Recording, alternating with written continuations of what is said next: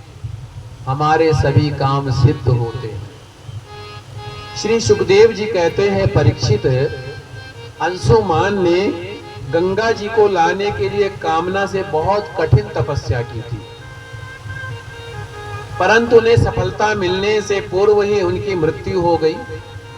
इस प्रकार उनका पुत्र दिलीप भी तप करता करता मृत्यु को प्राप्त हो गया। उनके पीछे दिलीप के पुत्र भगीरथ जी ने वर्षों तक तपस्या की और भगीरथ जी की तपस्या से प्रसन्न होकर के मां गंगा ने आशीर्वाद दिया, दर्शन दिया और उनकी प्रार्थना से पृथ्वी पर आने को तैयार हो गई। परंतु गंगा मैया ने दो कठिनाइयां बताई। एक प्यारा सा गंगा मैया का भजन जो है आप कीजिएगा। और गंगा मैया ने कहा कि एक तो जब मैं पृथ्वी पर आऊंगी तब मेरे वेग को झेलने वाला कौन होगा। मेरी इतनी तीव्र धारा होगी, इतनी विकराल धारा होगी, उस वेग को कौन झेलेगा, उस वेग को कौन ग्रहण करेगा। और अगर उस वेग को कोई नहीं ग्रहण करने वाला होगा तो मैं पृथ्वी को फाड़ करके रसातल में चली जाऊंगी। और तथा दूसरा यह है कि पृथ्वी के लोग, पहला तो कारण गंगा मैया ने ये बताया, दूसरा कारण क्या बताया कि सभी लोग अपना पाप मुझ में धोएंगे, तो उन पापों से निवृत्ति कैसे होगी। तो भगीरथ जी ने कहा कि मां, हे गंगा मैया, मैं भगवान शंकर जी की तपस्या करूंगा और भगवान शंकर जी की तपस्या करके उनको प्रसन्न करूंगा। तब भगीरथ जी भगवान शंकर जी की तपस्या करते हैं।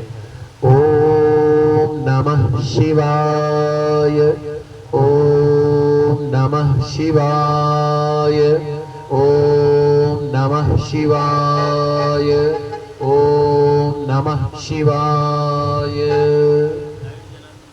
तो इस प्रकार राजा भगीरथ जी ने भगवान शंकर जी की कठोर तपस्या की और कठोर तपस्या करके भगवान शंकर जी को प्रसन्न कर लिया।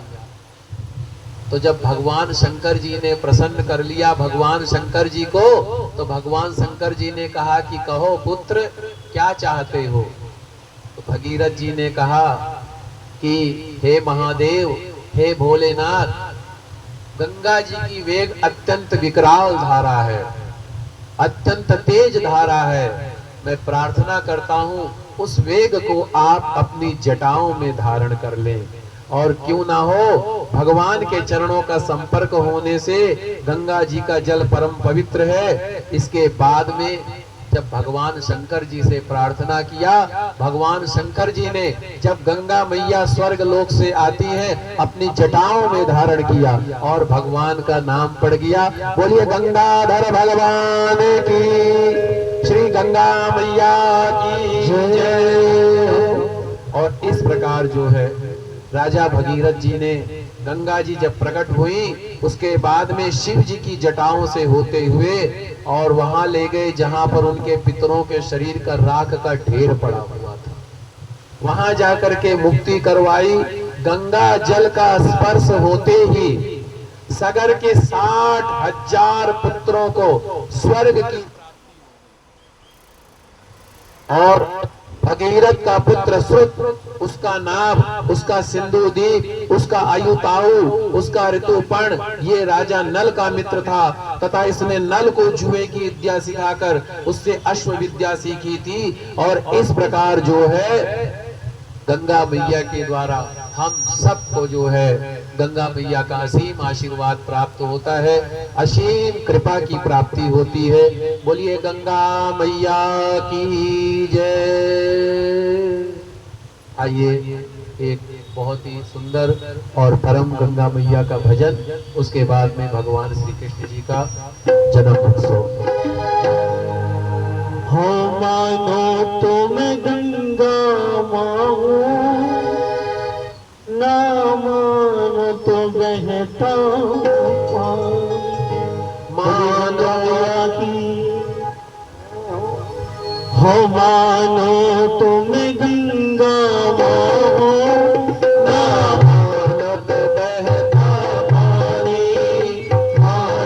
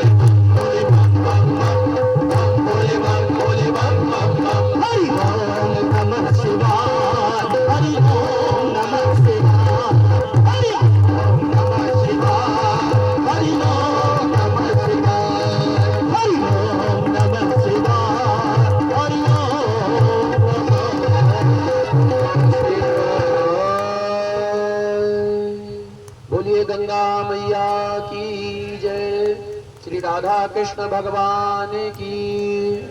देखिए, भगवान कहते हैं कि पहले मेरे भक्त है फिर भगवान है। अभी तक आपने भक्तों की कथा को श्रवण किया। माँ गंगा मैया जी का पावन चरित्र सूक्ष्म रूप में, वामन भगवान की कथा और समुद्र मंथन की कथा और गजग्राह की कथा का श्रवण किया। अब भगवान की कथा प्रारंभ होती है। अब आज इस समय से आप लोग नाचने के लिए तैयार हैं, क्योंकि आज खूब नाचना है, जी भर के नाचना है। तो अब जाइए, अब जो है भगवान की कथा का हम लोग जो है भगवान श्री कृष्ण जी की कथा में हम लोग प्रवेश करते हैं। श्री राधा कृष्ण जी की प्रेममयी मूर्ति में हम लोग प्रवेश करते हैं। भगवान श्री कृष्ण जी की पावन लीला में हम लोग प्रवेश करते हैं। आइए, उससे पहले हम भगवान की एक स्तुति कर लें, फिर उसके बाद में भगवान का कथा। अधरम मधुरम वदनम मधुरम नयनम मधुरम हसितम मधुरम अधरम मधुरम मधुरम नयनम मधुरम हसितम हृदयम मधुरम हृदयम मधुरम गमनम मधुरम मधुराधिपते रखिलम मधुरम हृदयाधिपते रखिलम वचनम मधुरम चरितम मधुरम वचनम मधुरम चरितम मधुरम वचनम मधुरम गलितम मधुरम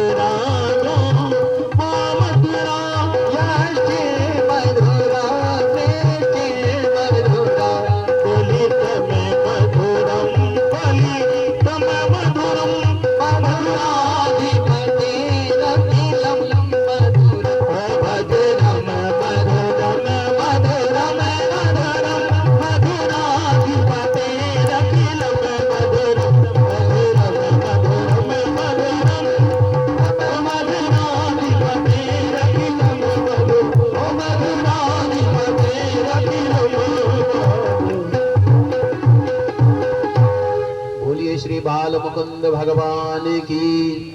भगवान की लीला मधुर है और भगवान की आंखें मधुर हैं, भगवान का मुस्कान मधुर है, भगवान की चाल मधुर है, भगवान का हृदय मधुर है, भगवान की वाणी मधुर है, भगवान का चरित्र मधुर है, भगवान के वस्त्र मधुर हैं, भगवान के केश मधुर हैं, भगवान का चिलना फरना मधुर है, भगवान का भ्रमण मधुर है और मधुरता के पति अधिपति भगवान का सब कुछ मधुर ही मधुर है। भगवान का चरित्र रसायन, रसायन है तो अच्छे वैद्य के द्वारा निर्मित होना चाहिए और भव रोग की दवा है भगवान का चरित्र। और कहां तक कहा जाए, भगवान की जो लीला है उसका कथा करने से, उसका श्रवण करने से, उसका गान करने से संसार सागर से व्यक्ति पार हो जाता है। संसार सागर से पार हो जाने का अर्थ समझते हैं क्या है? श्री सुंदरकांड पाठ में जब जो है आखिरी दोहा होता, सकल सुमंगल दायक रघुनायक गुणगान सादर सुनहि ते तरई भव सिंधु बिना जल जान। संसार समुद्र में जो ये द्वंद्व है, प्रपंच है, इनसे छुटकारा मिल जाता है।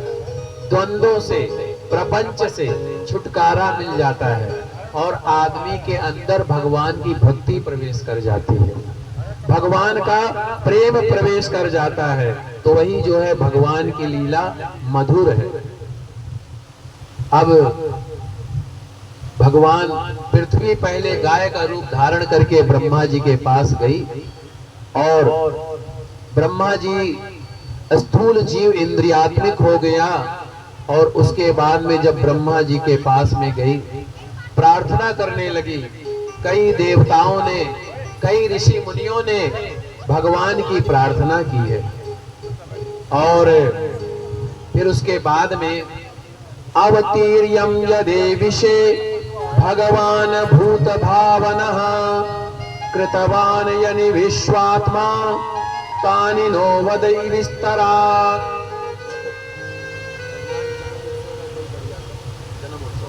जी, तो परीक्षित ने पूछा, भगवान श्री कृष्ण समस्त प्राणियों की जीवन दाता सर्वात्मा है, उन्होंने यदुवंश में अवतार लेकर जो जो लीलाएं की हैं आप उसका विस्तार से श्रवण कराइए। वे समस्त शरीरधारियों के भीतर रहकर अमृत तत्व का ज्ञान करते हैं और मैं चाहता हूं कि भगवान की लीला का श्रवण करना चाहता हूं। भगवान श्री कृष्ण की लीला ऐश्वर्य और माधुर्य की लीला है। तो सुखदेव जी ने कहा, परीक्षित 4 दिन हो गए कथा में, पर तुमने इन 4 दिनों में अन्न और जल भी नहीं लिया है। जाओ थोड़ा सा कुछ जलपान कर लो, फिर हम ये कथा सुनाएंगे। तो परीक्षित ने क्या कहा है पता है? मैंने जो एक आनंद की बात बोली थी, कौन सी बात बोली थी? आपको जिस चीज में आनंद आएगा ना, फिर उसमें आपको और कुछ भी प्राप्त होने की इच्छा नहीं रहेगी। परीक्षित जी ने कहा, भगवान अन्न की तो बात ही क्या है, मैंने जल का भी परित्याग कर दिया है। फिर भी ये जो भूख है, भूख प्यास के कारण, जिसके कारण मैंने मुनि के गले को मृत सर्प डालने का न्याय किया था, मुझे तनिक भी सता नहीं रहा। जो मुझसे अपराध हुआ था और जो मृत्यु का भय था, वो मुझे तनिक भी नहीं सता रहा है। और आपके मुख कमल से झरती हुई भगवान की सुधामयी लीला कथा का मैं पान कर रहा हूँ और मैं यही चाहता हूँ कि मैं भगवान की लीला को मैं ग्रहण करूँ। भगवान श्री कृष्ण की कथा के संबंध में प्रश्न करने से ही वक्ता और श्रोता पवित्र हो जाते हैं। तो सुखदेव जी कहते हैं, अच्छा राजन, ठीक है, तुम्हारी भक्ति अनन्य है, तुम पर भगवान श्री कृष्ण जी का अनन्य प्रेम है, मैं तुमको भगवान श्री कृष्ण जी की कथा सुनाता हूँ। सुखदेव जी कहते हैं, परीक्षित, एक समय की बात है कि लाखों दैत्यों ने घमंड का रूप धारण करके राजाओं का रूप धारण किया था।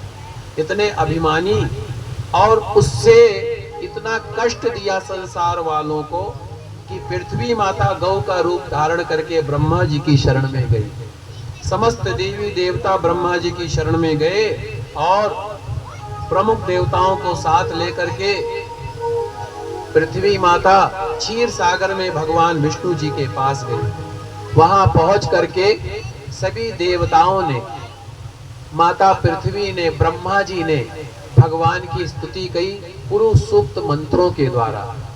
हरि ओम मां सहस्त्र श्री रेखा पुरुखा सहस्राक्षा सहस्त्रपाता सबूमि गुं सर्वात स्मृत्वा त्रिदशांगुलम महा। और जब स्तुति की तो जो है आकाशवाणी हुई, और आकाशवाणी हुई तो ब्रह्मा जी ने कहा, देवताओं मैंने आकाशवाणी सुनी है, भगवान को पृथ्वी के कष्ट सहन करने का पहले से ही पता है, अतः अपनी काल शक्ति के द्वारा जब तक भगवान पृथ्वी का भार हरण करने के लिए पृथ्वी पर लीला करे, तब तक तुम लोग भी अपने अपने अंशों के सहित यदुकुल में जन्म लेकर के उनकी लीला में सहयोग करना, किसी न किसी रूप में तुम लोग भी अवतार धारण करना। और तब तक तुम लोग जो है, और वसुदेव जी के घर में भगवान ने कहा, देवताओं ऋषियों तुम लोग भयभीत ना हो, मैं जो है वसुदेव जी के यहाँ स्वयं प्रकट होऊंगा और उनकी जो प्रियतमा लक्ष्मी माता है वो श्री राधा जी की सेवा के रूप में आएंगी और देवांगनाएं जन्म ग्रहण करे। भगवान शेष भी अपने प्रिय कार्य को करने के लिए उनसे पहले ही बड़े भाई के रूप में जन्म ग्रहण करें, और योग माया भी अपने अंश में अवतार ग्रहण करेंगी। परीक्षित, प्राचीन काल में यदुवंशी राजा सूरसेन थे। उन एक बार उनके पुत्र वसुदेव जी का विवाह करके अपने नवविवाहिता के साथ घर जाने के लिए रथ पर सवार हुए तो उग्रसेन का पुत्र जो कंस था, बड़ा ही पापी था, अभिमानी था, वो अपनी चचेरी बहन देवकी को प्रसन्न करने के लिए रथ के घोड़ों की रास पकड़कर स्वयं हाँकने लगा और उसने कहा, रथ मैं स्वयं हाँकूंगा। मार्ग में जब वो रथ लेकर जा रहा था, आकाशवाणी हुई और आकाशवाणी हुई कि रे कंस, तू जिसको रथ में बैठा कर ले जा रहा है उसके 8वें गर्भ की संतान तुझे मार डालेगी, तेरी मृत्यु का कारण बनेगी। कंस बड़ा पापी था। आकाशवाणी सुनते ही उसने तलवार खींच ली और अपनी बहन को मारने के लिए तैयार हो गया। उसका ये काम देख करके वसुदेव जी ने उसको शांत करने के लिए कई प्रकार से समझाया। और कहते हैं जब कोई पापी व्यक्ति हो, घमंडी व्यक्ति हो, तो उससे बचने के लिए आदमी को कुछ ना कुछ रास्ता निकाल लेना चाहिए, वहां से निकलने का कुछ ना कुछ रास्ता निकाल लेना चाहिए। वसुदेव जी ने भी ऐसा ही किया। साम नीति और भेद आदि दंड नीति से बहुत समझाया, परंतु वो राक्षस तो राक्षसी प्रवृत्ति का था, इसीलिए अपने घोर संकल्प को नहीं छोड़ा। बोले आज मैं अपनी प्रिय बहन का वध अवश्य करूंगा। तब वसुदेव जी ने देखा कि ये हठी है, अपना हट नहीं छोड़ रहा है, तो फिर जो है फिर वसुदेव जी ने क्या कहा कि आपको देवकी के 8वें पुत्र से भय है ना, तो मैं आपको वचन देता हूं कि मैं अपने सभी संतान को आपको सौंप दूंगा। इसीलिए मैं ये ऐसा वचन देता हूं। और कंस जानता था कि वसुदेव जी सत्य संकल्पित व्यक्ति हैं। और श्री सुखदेव जी कहते हैं परीक्षित कंस ये जानता था कि वसुदेव जी कभी झूठ नहीं बोलते, इसीलिए उसने अपने बहन देवकी को मारने का विचार छोड़ दिया। और समय आने पर देवकी के गर्भ से हर वर्ष एक एक करके 8 पुत्र और 1 कन्या हुई। पहले पुत्र का नाम था कीर्तिमान, वसुदेव जी ने लाकर उसे कंस को दे दिया। ऐसा करते समय वसुदेव जी को कष्ट तो हुआ, पर कंस से संकल्प किया था, अपने वचन को सिद्ध करने के लिए उन्होंने किया। किम दुसानु साधूनाम विदुषाम किमुपेक्षितम किम कर्म कार्य कत्र्याणो दुरस्त्यो ही धृतात्मवान। सुखदेव जी कहते हैं परीक्षित, सज्जन व्यक्ति बड़े से बड़े कष्ट को सह लेते हैं पर अपने वचन को झूठा नहीं करते। तो वसुदेव जी ने कंस के पास जाकर के उस पुत्र को दिया और कहा कि ये लीजिए। तो कंस को दया आ गई और कहा आप इस बालक को ले जाइए, इससे मुझे कोई भय नहीं। जब कंस ने ऐसा कहा तो नारद जी के मन में विचार हुआ, अगर पापी व्यक्ति पाप नहीं करेगा तो इसको पाप का दंड कैसे मिलेगा? तो कोई ना कोई तो लीला करवानी है ना, जिससे पापी व्यक्ति को दंड मिले। कोई ना कोई ऐसा कार्य करवाना है। तो नारद जी सन्यासी, नारद जी बहुत ही संत व्यक्ति हैं।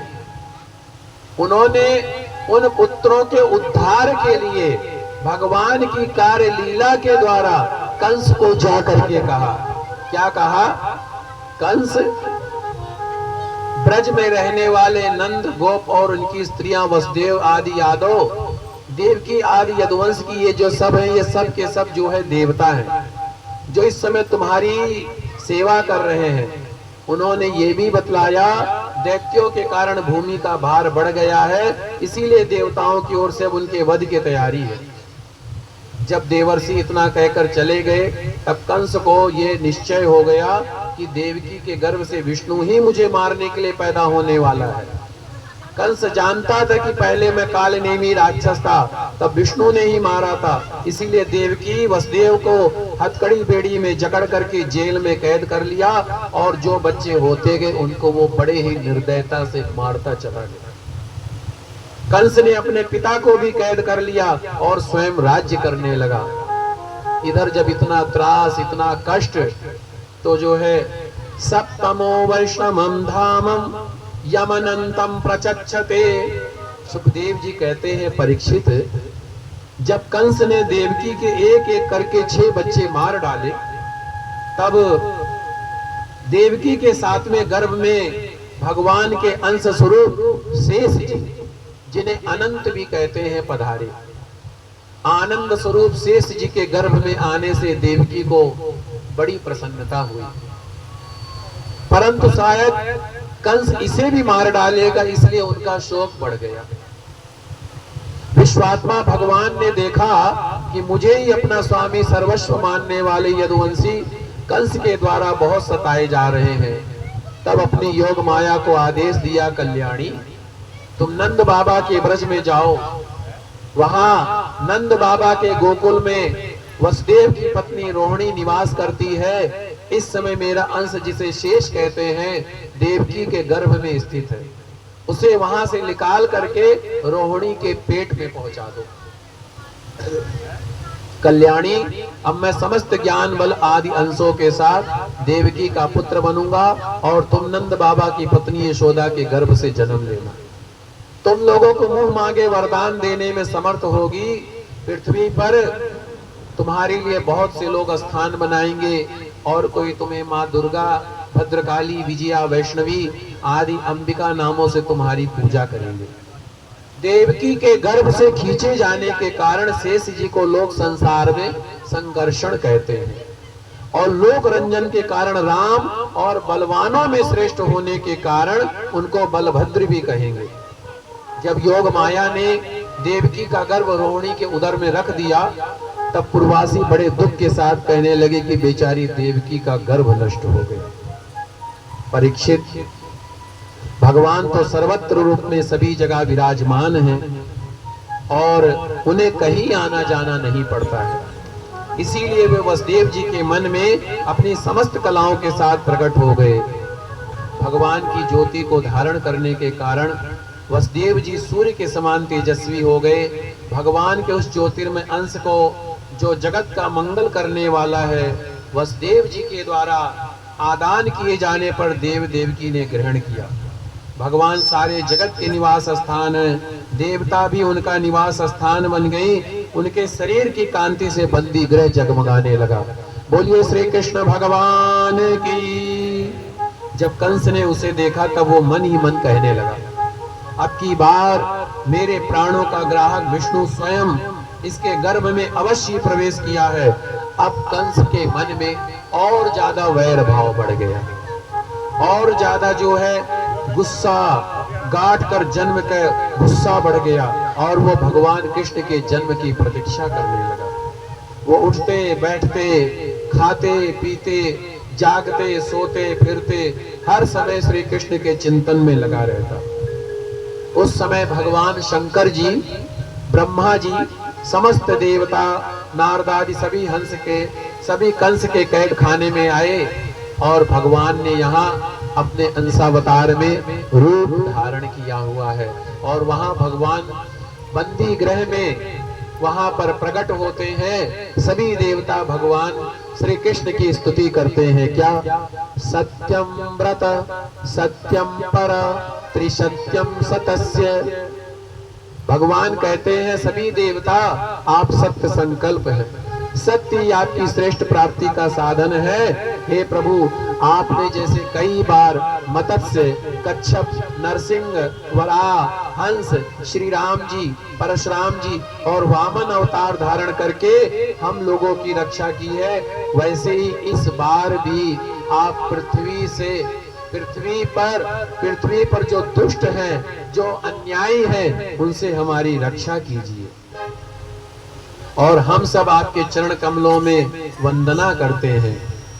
तो फिर जो है जब इस तरीके से जो है सभी देवता स्तुति करते हैं और उसके बाद में भगवान स्वयं प्रकट हो जाते हैं और प्रकट हो करके माँ देवकी के गर्भ से प्रकट हो करके वसुदेव जी का आशीर्वाद संपूर्ण विश्व को आशीर्वाद प्रदान करते हैं और देवकी को संबोधित करते कहते हैं, माता जी ये बड़े सौभाग्य की बात है, आपकी कोख के द्वारा मेरा जन्म हो रहा है, अब आप कंस से तनिक भी मत डरिए। इस प्रकार जो है भगवान कहते हैं। जो बलराम जी का जो जन्म हुआ है भाद्रपद शुक्ला षष्ठी को स्वाति नक्षत्र में बुधवार दोपहर के समय हुआ है। और जो श्री राधा जी का जन्म हुआ है भाद्रपद मास की शुक्ल पक्ष की अष्टमी सोमवार मध्याह्न काल का समय था। श्री सुखदेव जी कहते हैं, परीक्षित, जब समस्त शुभ गणों से युक्त बहुत सुंदर सुहावना समय आया, रोहिणी नक्षत्र था, आकाश के सभी नक्षत्र तारे ग्रह शांत सौम्य थे, दिशाएं स्वच्छ प्रसन्न हो रही थी, निर्मल आकाश में तारे जगमगा रहे थे, पृथ्वी के बड़े बड़े नगर, छोटे छोटे ग्राम, अहीरों की बस्तियां, हीरे आदि की खाने मंगलमय हो रही थी। भाद्रपद मास के कृष्ण पक्ष की अष्टमी थी, रात्रि का समय था। उस मध्य रात्रि में सरोवरों के कमल के फूल खिल रहे थे और भंवरे प्रभु श्री श्याम सुंदर श्री कृष्ण का गुणगान कर रहे थे। भाद्रपद का जो महीना है कल्याण को देने वाला है, कृष्ण पक्ष भगवान श्री कृष्ण का है। और इस समय श्री सुखदेव जी कहते हैं कि देवकी ने देखा उनके सामने एक अद्भुत बालक है जिसके नेत्र कमल के समान कोमल है, जिनकी चार सुंदर सुंदर भुजाओं में शंख चक्र गदा और कमल फूल धारण किए हैं, वक्षस्थल पर श्री वत्स का चिन्ह है। और ऐसी मनोरम और सुंदर छवि को जब देखा तो देवकी जी वसुदेव जी का रोम रोम परमानंद में मगन हो गया। और श्री कृष्ण जी का जन्म उत्सव मनाने की उतावली में वसुदेव जी ने उसी समय वहां पर संकल्प कर लिया कि मैं 10,000 गायों का दान करूंगा। फिर अपने बुद्धि को स्थिर करके वसुदेव जी देवकी जी भगवान की स्तुति करते हैं। और इधर देवकी ने भी देखा कि मेरे पुत्र में तो स्वयं नारायण है, तो कई प्रकार से देवकी मां ने और वसुदेव जी ने जो है भगवान की स्तुति की है। तो भगवान कहते हैं, स्वयंभू मनवंतर में जब तुम्हारा पहला जन्म हुआ था उस समय तुम्हारा नाम कृष्णी था और ये वसुदेव जी सुतमा नाम के प्रजापति थे। तुम लोगों ने कठिन तपस्या के द्वारा मुझको पुत्र रूप में प्राप्त करने के लिए याचना की थी। अतः मैंने कहा था कि ठीक है, मैं अपने जैसा कहा मैं स्वयं ही आपके पुत्र के रूप में आऊंगा, इसीलिए मैं जो है आपके पुत्र रूप में आया। तब तुम दोनों ने कहा था, इसीलिए मैं कृष्ण गर्भ के नाम से विख्यात हुआ, और दूसरे जन्म में तुम हो ही अदिति और वसुदेव जी कश्यप। उस समय भी मैं तुम्हारा पुत्र हुआ, तब मेरा नाम तो उपेंद्र, और अब तुम्हारे इस तीसरे जन्म में भी मैं तुम्हारा पुत्र हुआ हूँ। मैंने तुम्हें अपना ये रूप इसीलिए दिखाया कि तुम्हें मेरे पूर्व अवतारों का स्मरण हो जाएगा। तुम दोनों मेरे प्रति पुत्र भाव निरंतर ब्रह्म भाव रखना, और मेरे प्रति पुत्र का भाव रखना। इस प्रकार वात्सल्य और चिंतन स्नेह के द्वारा तोरे परम पद की प्राप्ति होगी। भगवान इतना कहकर चुप हो गए और माता पिता के देखते देखते एक शिशु का रूप धारण कर लिया। तब वसुदेव जी ने भगवान की प्रेरणा से अपने पुत्र को सूतिका गृह से निकालने की इच्छा की। उसी समय नंद पत्नी यशोदा के गर्भ से योग माया का जन्म हुआ। उसी योग माया ने द्वारपाल आदि की समस्त इंद्रिय वृत्तियों की चेतना हर ली। वे सब के सब अचेत होकर सो गए। बंदी गृह के दरवाजे बंद थे। वसुदेव जी भगवान श्री कृष्ण को ज्यों ही गोद में लेकर उनके निकट पहुंचे, सब दरवाजे अपने आप खुल गए। उस समय बादल धीरे धीरे गरज करके जल की फुहारें छोड़ रहे थे, इसीलिए शेष जी अपने फलों से जल को रोकते हुए पीछे पीछे चल रहे थे। और इस प्रकार वसुदेव जी ने गोकुल में जाकर अपने पुत्र को यशोदा जी की सैया पर सुला दिया, और उनकी नवजात कन्या को लेकर के वे बंदी गृह में आ गए। जेल में पहुंच करके वसुदेव जी ने उस कन्या को देवकी को सैया पर सुला दिया, और पहले की तरह वे बंदी गृह में बंद हो गए। उधर नंद पत्नी यशोदा को इतना तो मालूम हो गया कि कोई संतान हुई है, और उसके बाद में वहां पर नंद उत्सव मनाया जाने लगा। आइए आज हम भगवान श्री कृष्ण जी का जन्म उत्सव मनाएं। कल हम जो है नंद उत्सव मनाएंगे, और भगवान श्री कृष्ण रुक्मिणी जी का विवाह उत्सव भी मनाएंगे। आइए श्री कृष्ण जी का जन्म उत्सव मनाते हैं। बोलिए श्री कृष्ण भगवान की जय। श्री राधा कृष्ण भगवान की जय। श्री बाल मुकुंद भगवान की जय। गुणवाकी बिहारी लाल की जय। हो नंद जी के अंगना में बज रही आज बधाई। ऐसे बैठे बैठे बधाई दोगे? थके नहीं आप लोग बैठे बैठे? वैसे नंद उत्सव भगवान श्री कृष्ण जी का जन्म उत्सव हम सभी मनाएंगे। बड़े ही भाव से, बड़े ही प्रेम पूर्वक जो है भगवान का जो है नंद उत्सव, भगवान श्री कृष्ण जी का जन्म उत्सव मनाएंगे। जय श्री कृष्ण जी। हो नंद जी के अंगना में बज रही आज बधाई। बोलो नंद की लाला की जय। माइक में मत बोलो, एक बार इनको भी देख ले ये लोग क्या कर रहे हैं। बोलो नंद की लाला की जय। थोड़ी सी जोर की बोलो, नंद के लाला की जय। बोलो कारे कनुआ की जय। बोलो बरसाने वाली की जय। सब लोग खड़े हो जाओ अपने स्थान पे, नाच कूद के दो बधाइयां गाएंगे, क्योंकि समय को ध्यान में रखते हुए चलेंगे भैया। बोलो बाकी बिहारी लाल की जय। हाँ नंद जी के अंगना में बज रही आज बधाई। बोलो नंद के लाला की जय।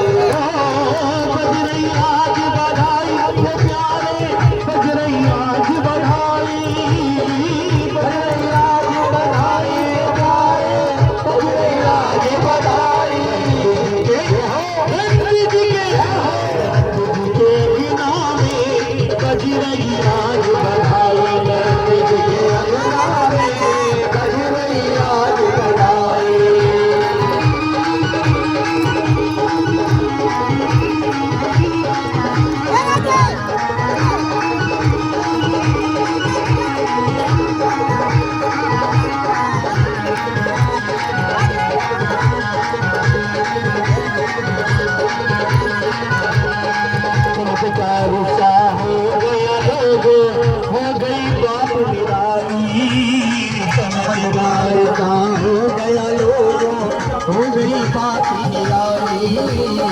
चमत्कार सा हो गया लोगो, हो गई बात निराली। चमत्कार सा हो गया लोगो, हो गई बात निराली। रात रात मेहनत बाबा की, रात रात मेहनत बाबा की, गाड़ी ले गई काली। नंद जी के अंगना में बज रही आज बधाई। नंद जी के अंगना में बज रही आज बधाई।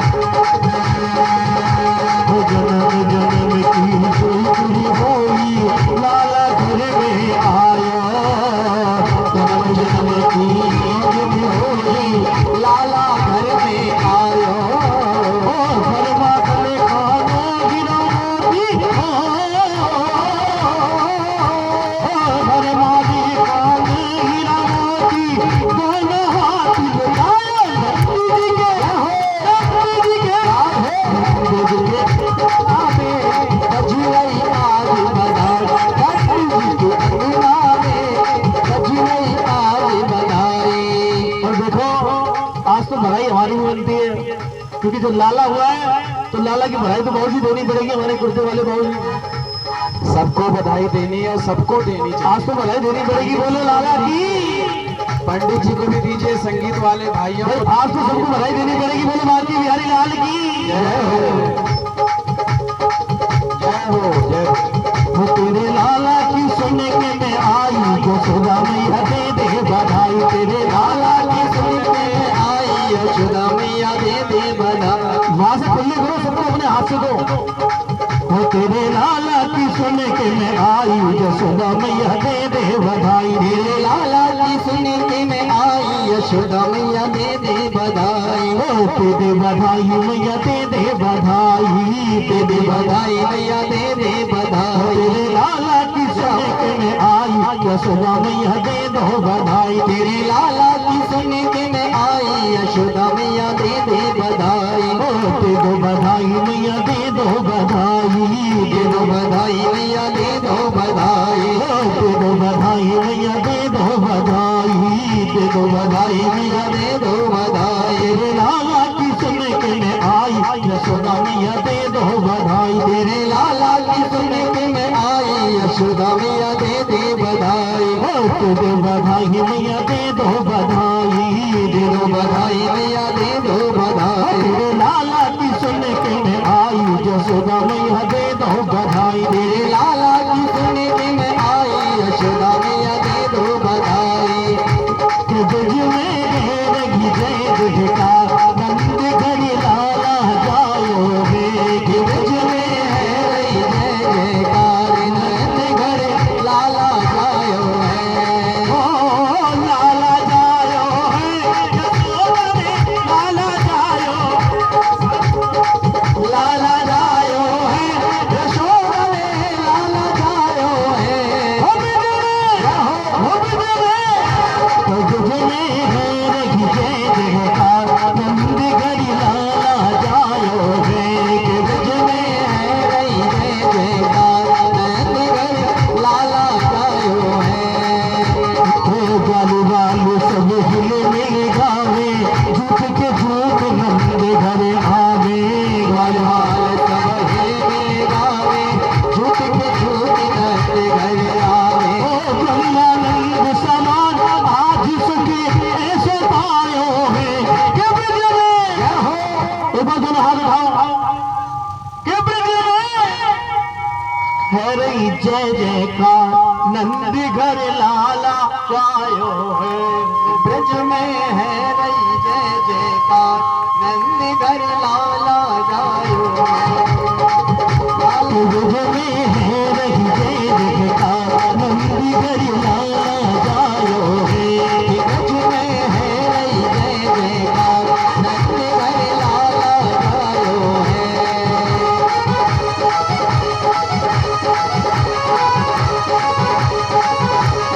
बोलिए नंद के लाला की।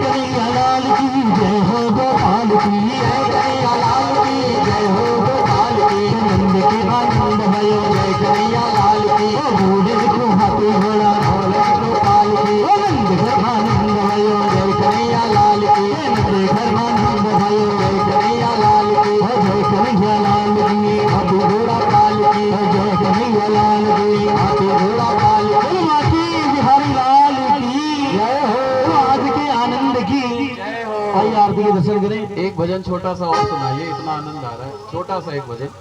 बोलिए से नंद के आनंद की जय हो, बाके बिहारी लाल की जय हो। आइए, बहुत ही सुंदर।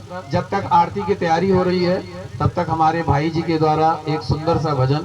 और आज श्री कृष्ण जी का जन्म उत्सव है, कल नंद उत्सव है। आज तो ये जन्म उत्सव श्री कृष्ण भगवान जी का वसुदेव जी के यहाँ मना रहे हैं, लेकिन नंद उत्सव कल और भी मनाना है। नंद उत्सव एक बार और मनाएंगे। बाकी बिहारी लाल की जय हो। तो छोटी छोटी गैया छोटे छोटे गाय, छोटो सा मेरा मदन गोपाल जय हो। छोटे छोटे गैया छोटे छोटे गाय, छोटी छोटी गैया छोटे छोटे गाय, छोटी छोटी गैया छोटे छोटे गाय, छोटी छोटी गैया छोटे छोटे गाय, छोटो सा मेरा मदन गोपाल, छोटो सा मेरा मदन गोपाल, छोटो सा मेरा मदन गोपाल, छोटो सा मेरा मदन गोपाल।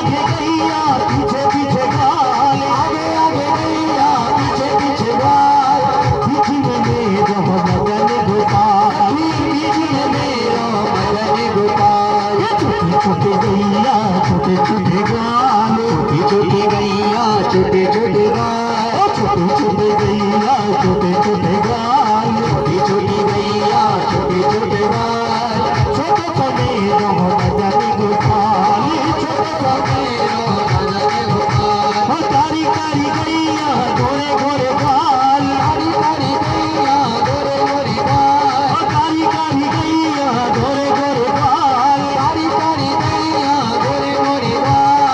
श्याम बदन मेरो मदन गोपाल, श्याम बदन मेरो मदन गोपाल, श्याम बदन मेरो मदन गोपाल, श्याम बदन मेरो मदन गोपाल। घास खावे गैया दूध पीवे गाय, घास खावे गैया दूध पीवे गाय, घास खावे गैया दूध पीवे गाय, घास खावे गैया दूध पीवे गाय।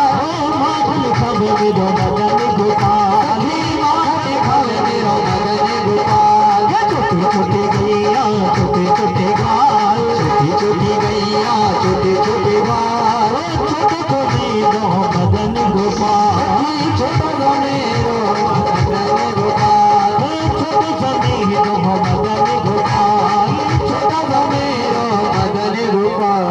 बोले बाकी बिहारी लाल की जय। श्री बाल मुकुंद भगवान की जय।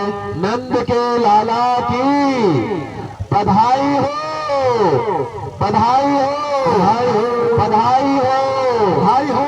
आप सबके नंद के लाला वसुदेव देवकी जी की बधाई हो, पुत्र की जय जय श्री राधे। आइए आरती करें। श्री भागवत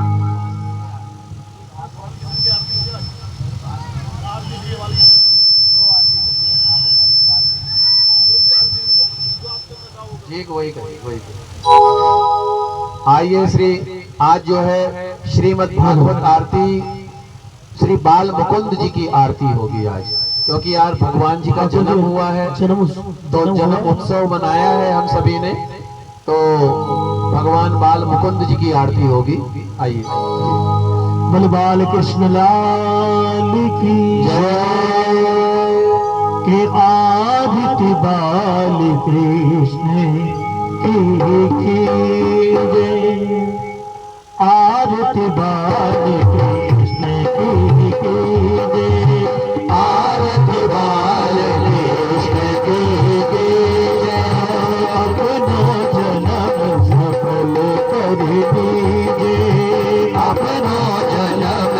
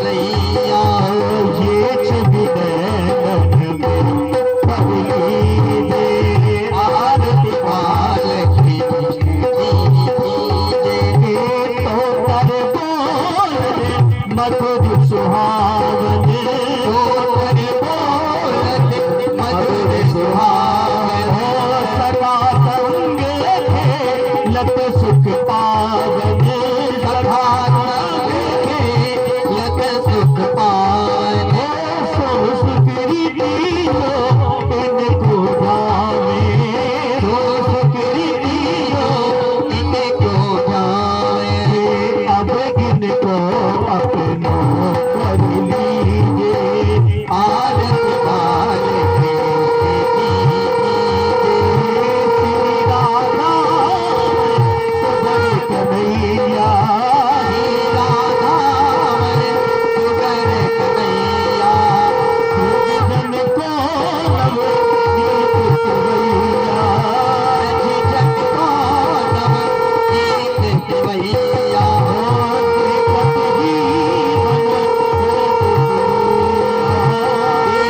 जीवन मन में निर्मलैया अपनो सर्वस किने तू दीजे आरत बाल की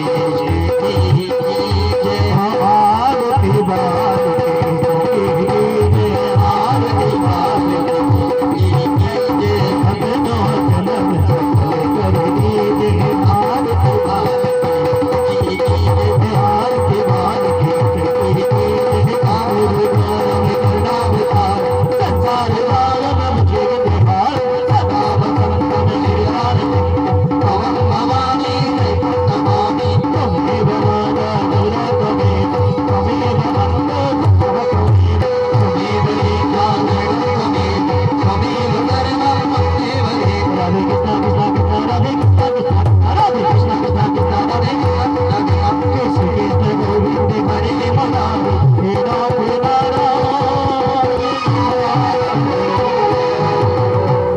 बोलो बाल कृष्ण लाल की जय बोलो आज के आनंद की जय जय जय श्री राधे श्याम।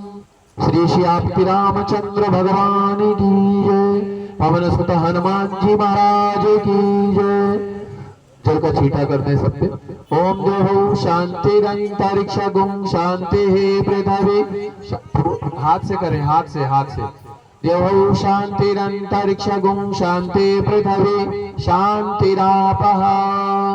उसके बाद में सब लोग आरती ले लें। ओम आरार्तिक्यम समर्पयामि। फिर पुष्प ले लें हाथ में। सौरभ जी सभी को पुष्प दे दीजिए हाथ में। आप लोग पुष्प लें, मंत्र पुष्पांजलि करें।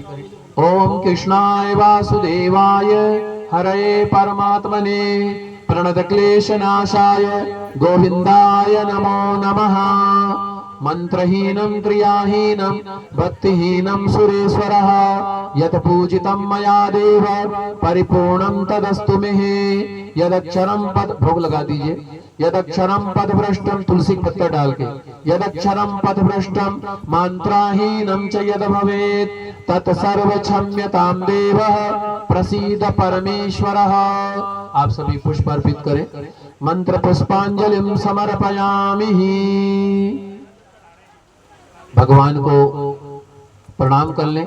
पापोहम पाप कर्माहम पापात्मा पाप संभवाम त्राहि मां पार्वती नाथ सर्व पाप हरो भवः। त्वदीयं वस्तु गोविंदं तुभ्यमेव समर्पये गृहाण सुमुखो भूत्वा प्रसीद परमेश्वरः। मंत्र पुष्पांजलिं समर्पयामि।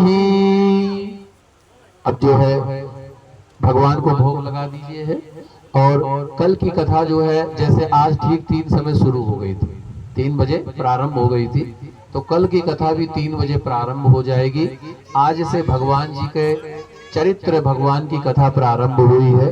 कल भगवान की कथा में हम एक बार पुनः आनंद उत्सव मनाएंगे। जितना उत्सव आनंद अच्छी बात है, बढ़िया है। और उसके बाद में कल भगवान की बड़ी ही प्रेममयी अद्भुत लीला है, बड़ी ही अच्छी लीला है। और कल जो है भगवान की लीला सकट भजन, भगवान का नामकरण की लीला, श्री कृष्ण का उखल से बांधा जाना, गोकुल से वृंदावन, और ऐसे जो है अनेक प्रकार का जो है भगवान की जो है सुंदर सुंदर कल भगवान की लीला है। और उसके बाद में हम लोग रुक्मणी कृष्ण विवाह भी कल ही होगा, रुक्मणी कृष्ण विवाह भी कल ही होगा, क्योंकि समय कम है, इसीलिए कल ही रुक्मणी कृष्ण विवाह होगा। और भगवान की नामकरण की लीला और समस्त प्रकार की लीला जो है, भगवान की अद्भुत लीला, प्रेम प्रसंग, श्री राधा कृष्ण जी की लीला, अनुपम प्रेम की लीला कल जो है हम लोग ग्रहण करेंगे। और मैं चाहता हूँ कल जैसे आप लोग आज समय पर आए हैं, कल भी आए और कल एक महा उत्सव की तैयारी करके आइएगा, महा उत्सव की। आज पंडाल आधा भरा है और मैं विश्वास से कहता हूँ कल पंडाल पूरा भर जाएगा, ये मैं विश्वास से कहता हूँ। तो सब लोग आइएगा और भगवान के जन्म लीला तो और मनाएंगे, भगवान के विवाह की भी जो है बहुत सुंदर लीला होगी। जय श्री राधे। आइए आप सब लोग जो है, मैं चाहता हूँ कि मैं अपने द्वारा आप लोगों को प्रसाद दूं, तो मैं आता हूँ, आप लोग प्रसाद ग्रहण करें और भगवान का आशीर्वाद प्राप्त करें। जय जय श्री राधे। मोबाइल पे एक भजन चला के छोटा छोटा सा भजन चला दीजिए। हाँ मैं आ रहा हूँ, 1 मिनट में आ रहा हूँ।